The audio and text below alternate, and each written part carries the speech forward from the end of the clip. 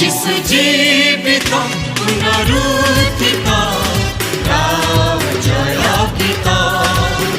যিশু জীবিত পুনরুত্থিত গাও জয় গীত শূন্য সমাধি কহুছি আজি শূন্য সমাধি কহুছি আজি নুহতি ସେ মৃত যিশু জীবিত পুনরুত্থিত গাও জয় গীত যিশু জীবিত পুনরুত্থিত গাও জয় গীত গাও জয় গীত। Welcome back to volume 2। Volume 1 रे आमे शुणिले जे प्रभु जीशु मृत्यु मान मध्यरु पुनर्थित होइछंती बोली आमे अनेक पद पर्व दे आपण मान को आमे प्रमाणित करिछे। अवशिष्ट जहाँ प्रमाण गुड़िक रही तथ्य बाइबल भित्तिक तथ्य रही से केतोटी रही आम प्रकाश करुछु एवं अवशिष्ट विषय मध्य आम कहवाक जाऊँ। प्रथम करंथिय 15 अध्याय 6 पदर लिखा जाइछि प्रभु जीशु थरे 500 लोक मान को दर्शन देइथिले पुनरुत्थान पर एवं सर्वशेष प्रेरित पुस्तक 9 अध्याय 3-8 एवं प्रथम करंथिय 15 अध्याय 8 पदरे प्रभु जीशु साधु पाउल को मध्य पुनरुत्थित पर दर्शन देले। साधु पाउल जेते बेले दमस्कस जाउथले ख्रिस्टियन मान को ताड़ना देबा पई से समय प्रभु जीशु तांकर नाम धरी डाकिले एवं दर्शन देले। प्रथम करंथिय 5 अध्याय 7 पदरे आउ थरे साधु जाकुब को मध्य प्रभु जीशु पुनरुत्थित ख्रीष्ट दर्शन देवार आम देखा पाऊँ। ये है आपणकर प्रभु जीशुଙ୍କର प्रथम शताब्दी विभिन्न स्थान प्रभु जीशु दर्शन देवार बाइबल भित्तिक प्रमाण। 1675 साल रे फ्रांस देश बुरुगुंडी गांव नाम जड़े साध्वी मार्गारेट मेरी आलेकुए को मध्य प्रभु जीशु दर्शन देते। प्राय जीशुकर पुनरुत्थान प्राय 1600-1700 वर्ष पर मध्य प्रभु जीशु दर्शन देते। एवं शेष 1931 साल रे पोलैंड देशर सिस्टर साध्वी फाउस्तीना को मध्य प्रभु जीशु दिव्य दर्शन देते। एथिरु प्रमाणित होछि जे प्रभु जीशु ही एकमात्र ईश्वर जे मृत्यु मान को मध्य पुनरुत्थित होइछंती। आज समग्र विश्व रे विभिन्न महापुरुष विभिन्न देवादेवी विभिन्न प्रभु अच्छा सत किंतु केवल प्रभु जीशुଙ୍କର शून्य कबर ही आज अच्छी। पृथ्वी रे गोटे मात्र शून्य कबर अच्छी जहाँ से शून्य कबर केवल प्रभु जीशु ख्रीष्टଙ୍କର। तेरे स्नेहर भाई भौणी माने ए पृथ्वी रे जीशुଙ୍କ समते अनेक भगवान देवादेवी अच्छा सत से धर्मशास्त्र प्रकार से देवादेवी से ईश्वर मृत्युवरण कले। आमर बाइबल अनुसार प्रभु जीशु मृत्युवरण कले किंतु केवल प्रभु जीशु ही मृत्यु मान पुनर्थित होती बोली केवल बाइबल लिखाई किंतु अन्य कौन सी धर्मशास्त्र से ईश्वर व से देवादेवी मृत्यु मान उठिंट बोली कौन स्थान लिखा जाए ना। मु जानवे ए पृथ्वी रे एकमात्र ईश्वर होती जी मृत्यु मान पुनर्जित होती प्रभु जीशु ख्रीष्ट मात्र। तेबे हिब्रू पुस्तक 13 अध्याय 8 पद हमको स्पष्ट भाव में कहे ख्रीष्ट गतकाली आज एवं सबुदिन पर समान से ख्रीष्ट आज भी अच्छा। जीशु थिले जीशु अच्छा एवं जुगांत पर्यंत जीशु ख्रीष्ट बंची रहे। कारण माथ्यू सुसमाचार 28 अध्याय 20 पदर प्रभु जीशु कहले भय कर नहीं जुगांत पर्यंत मु तुम संगे अच्छी। तेरे स्नेहर भाई भौणी माने यही जो पद पर्व आपण मान को कहगला यही पद पर्व आपण मैंने जिते पढ़े जिते शुणे जिते मनन चिंतन करेंगे सेते अधिक पुनर्थित ख्रीष्टर पुनरुत्थान विषय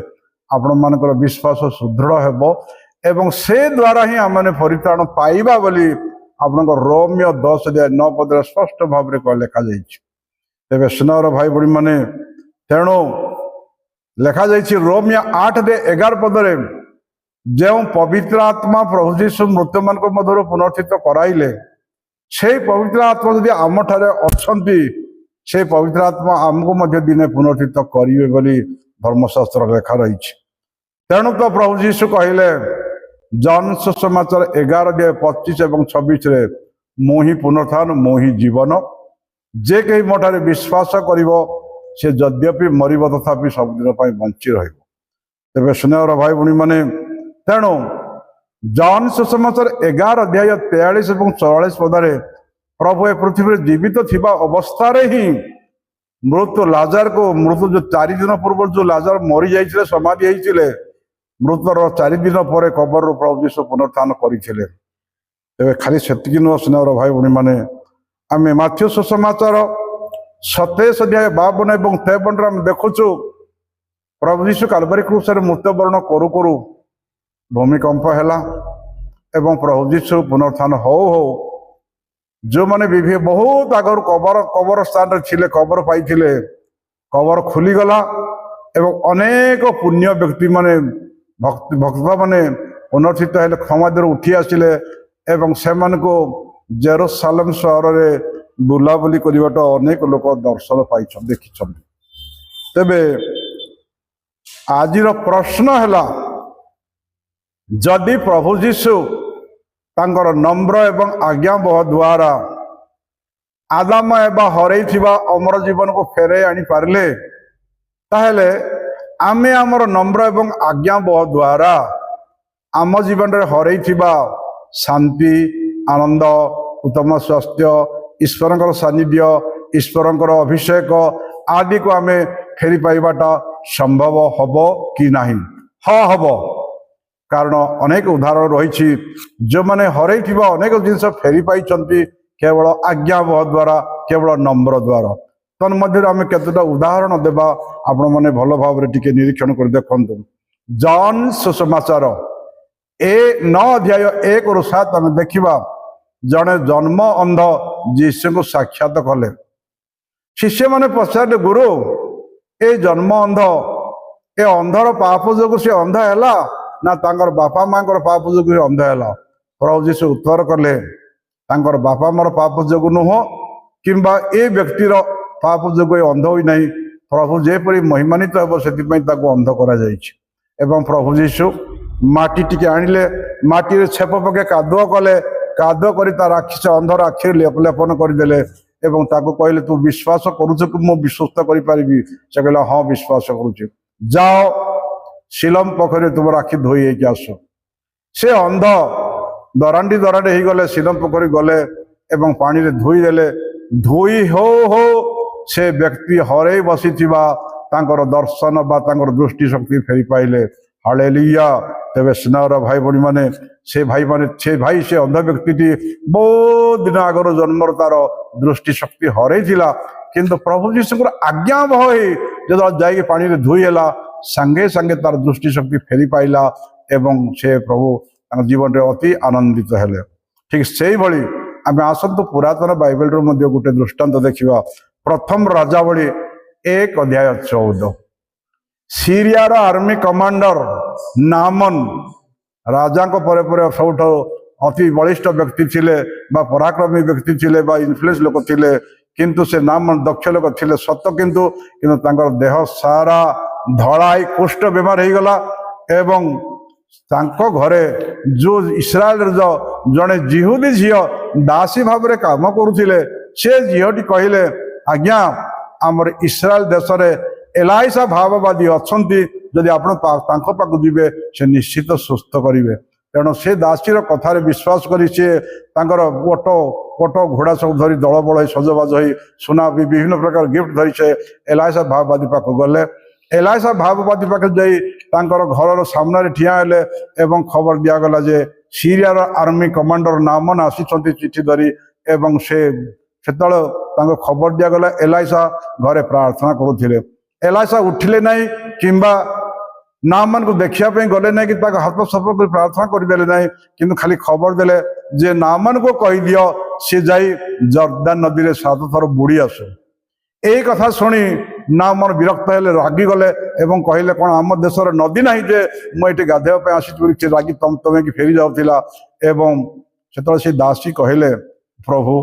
जदि भाववादी कही था आपन को 7 दिन उपवास कर बोली कहले आप उपवास करते ना हाँ करी 7 घंटा आंठु पके प्रार्थना करते करते ना हाँ करी जदि ताहा करि पारिथान्ते तेणे आपन को मैं अनुरोध करुच्ची मिनती करुच्ची भाववादी कथा मानतु तांकर आदेश प्रकार आपन जे दया करी जाई जर्दान नदी रे 7 थर डुबकी दियंतु बा बुड़ी के आसंतु दासी आगे नम्र हेले एलाइसा सॉरी नामन एवं भाववादी निर्देश प्रकार जाई जर्दान नदी रे 7 थर बुड़ू बुड़ू से नामन कुष्टी तांकर कुष्ठ बेमार संपूर्ण सुस्थ हैला एवं से तांकर पूर्व उत्तम स्वास्थ्य से फेरी पाइले हालेलुया। एबे स्नेहर भाई भणी माने नामन तांकर उत्तम स्वास्थ्य फेरी पाइले बहुत दिन आगर हरई थिले कुष्ठ बेमार हेइतिला से उत्तम स्वास्थ्य फेरिबार कारण गोटिए मात्र कारण हैला जे दासी आगे से निजको नम्र कले निजर दासी आगे नम्र कले एवं एलाइसा भागवेंकर कथा मानले एवं तांकर आदेश पालन करी जर्दान नदी 7 थर बुड़िले एवं बुड़ू बुड़ू तांकर आज्ञा बहता एवं नम्र द्वारा तांकर कुष्ठ बेमार संपूर्ण सुस्थ हैला एवं से पूरा भाव में नॉर्मल स्वास्थ्य पाई गले तेणु ईश्वर को धन्यवाद। तेबे आसंतु आमे आउ गोटे दुष्ट देखिबा जेतला आमे नम्र हो आज्ञा बह हो आज्ञा पालन करने द्वारा आम हरई शांति आनंद प्रेम उत्तम स्वास्थ्य एवं ईश्वर सानिध्य ये ईश्वर अभिषेक मत केमती फेरी पाओ से बाइबल अनेक स्थान देखा लेखा जाइए तन्मध्य आम आ गोटे दीटा आम देखा जाऊँ जॉन सुसमाचार 21 अध्याय 6 एवं 11 टिगिरिया उपकूलवर्ती समुद्र रे प्रभु यीशु 7 जन शिष्य मान को दर्शन देले एवं ए शिष्य मैंने विरक्त होकर आशा निराश हो से पितर कहले भाई मु जाऊँगी कांदिले भाड़े किसी लाभ हेनी जाल धरी जाऊँगी माछ धरने जाऊँ कहले एवं समस्ते पछे जाल धरने गले राति सारा से माछ धरले कि माछ गोटे जाल पाइले सकाल सकाल से नदी को समुद्र कूल को आसिले से समय जीशु से समुद्र कूल ठिया ही कोईला निआ जड़े रही से प्रभु जीशु से पचारे पिला माने तुम्हें एवं माछ कि पाइच कि धरीच कि शिष्य मैंने कहले महाशय आम कि जाल गोटे माछ पाइन तेणु जीशु कहले से शिष्य मैंने कहले डंगार डाहाण पटे तुम जाल पकाओ जीशु आज्ञा पालन कले से मैंने जुक्ति तर्क कले ना आम राति सारा माछ धरी कि पाइलुन एवं किमती पाई बोले आर्गुमेंट कले ना आज्ञा बह अक्षर अक्षर पालन कर डंगार डाहाण पटे जाल पातु पातु एते माछ जाल भर्ती है जे जालटी छिंडा उपरे थिला देखंतु से माने जीशु को आज्ञा से माने जीशु को जीशु बोली जानी नथिले किंतु जीशु किछि लोक गल्प जानुथिले एवं से माने जीशु को आज्ञा को पालन करू करू जाल दक्षिण पार्श्व पको पको माछ एते धरी पाले जे तांके टाणी मध्ये पारले नै एवं तांकर हताश निराश तांकर आर्थिक संकट जहाँ बुड़ी जाइतिला हरे बसितिले से मानकर आर्थिक स्थिति से आनंद आओ थरे फेरे पाइले प्रेज द लॉर्ड। तेबे स्नेहर भाई भणी माने एतिकी आम आज सुसमाचार शिक्षा मिले जे जेबे जेबे आमे नम्र हो जेबे जेबे आमे परमेश्वर आज्ञाबह हो सेते आमे संगे संगे आम जीवन रे हरई थिबा आम जीवन रे मरी जाइथिबा शांति आनंद प्रेम उत्तम स्वास्थ्य एवं आर्थिक स्थिति एवं ईश्वर सानिध्य हो बा ईश्वर अभिषेक जहाँ हरई था हजई जाइए मरी जाइए आम पुनरुत्थान करने सक्षम होता आम फेरी पाई था तेणु स्नेहर भाई भणी मैंने आम से प्रकार प्रभुकर आज्ञा बहबा तेबे नम्र होगा आज्ञा बहले आम जीवन में जहाँ हरईचु जहाँ मरी जाइए से सकल को आम पुनर्स्थित कर आम जीवन सब किसी फेरी पाई आम विश्वास करुचु एवं आपण मान को शेष थर कहूँ जॉन सुसमाचार 2 अध्याय 1-9 काना ग्राम रे प्रभु जीशु को विवाह भोजी रे जीशु को निमंत्रण करागला एवं माँ मरिया को निमंत्रण करागला काना भोजी रे से मानकर द्राक्षा रस सरीगला से माने जीशु ठारे निवेदन करना कि माँ को निवेदन करना किंतु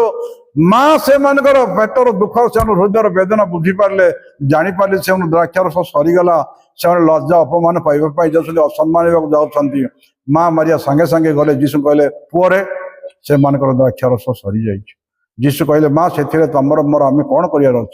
मोर समय ही नहीं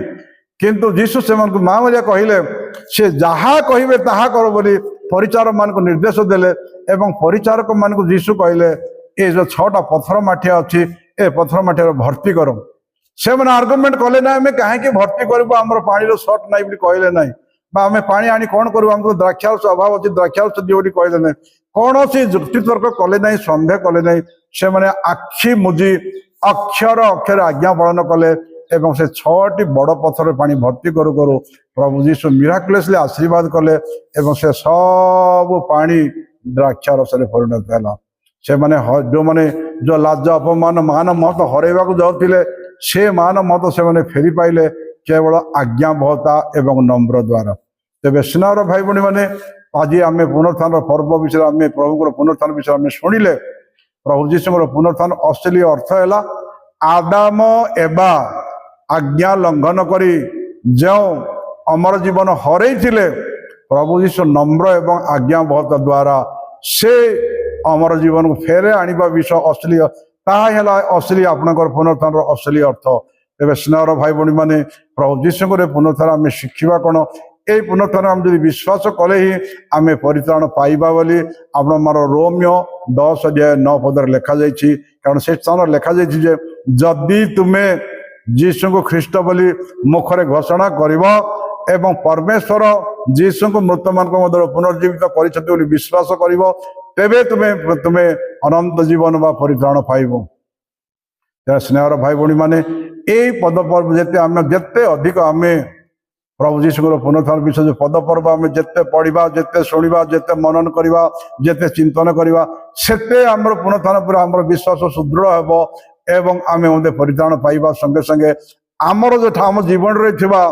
मरणर भय भी दूर हेबो एवं आमे जानिबा जे मृत्यु विनाश कारक नुह बरं मृत्यु आपण मान विकास कारक मृत्यु एक विकास से मरण मरण आम विनाश करने आसे ना तेणु स्नेहर भाई भणी मैंने से प्रभु जीशुर पुनरुत्थान विश्वास करने द्वारा आमर भय दूर हेब आमर मध्य आम भी दिने ना दिने आम पुनर्थित हेबा बोली आमर विशा आश्वास आशा भरसा उद्वेग हेब आमर प्रज्वलित हेब आमर बाहर आम आश्वासना पाइबा आमर विश्वास सुदृढ़ हेब आम सांत्वना शांति एवं भरसा पाइबा तेज स्नेहर भाई भणी मैंने ये प्रभु जीशु पुनरुत्थान विषय आम शुणिले जे भली प्रभु जीशु नम्र हेले पुत्र हेले मध्य दास भली है आज्ञा बहले ए भली जे कालवरी क्रूस रे मृत्यु पर्यंत आज्ञा बही प्रभु जीशु आम हरई जो अमर पद को फेरी पाइले ठीक से भली आम जीवन रे मध्य ख्रिस्टियन जीवन रे मध्य आम अनेक भाई भणी माने शांति आनंद उत्तम स्वास्थ्य सुसंपर्क बा ईश्वर सानिध्य ईश्वर अभिषेक हरई छे ए सब फेरी पाइबार आशा यथेष्ट रही जिते आम नम्र होगा जिते आज्ञा बहबा प्रभु जी मिराकुलसली आमको सब फेरई देवे आमर हरई विषय पुनर्थित हो यही आज मान शिक्षा तेज स्नेहर भाई भणी मैंने आपण मैंने समस्ते गुड हियरिंग दे मो समस्त प्रभु नाम धन्यवाद दूसरी आपण मान अनुरोध करुच्ची मो प्रार्थना करेंगे और समस्ते शुणिला आपणकर कमेंट देवे शेयरिंग करेंगे एवं जदि सब्सक्राइब करना ताले दयापूर्वक आप सब्सक्राइब करदे आप सब मासरे ऑटोमेटिक आपन व्हाट्सएप आप मोबाइल रे नुआ नुआ मेसेज पाइबे तेणु आपण मानकर गुड हियरिंग आउ थे धन्यवाद दे रही जय जीशु हालेलुया।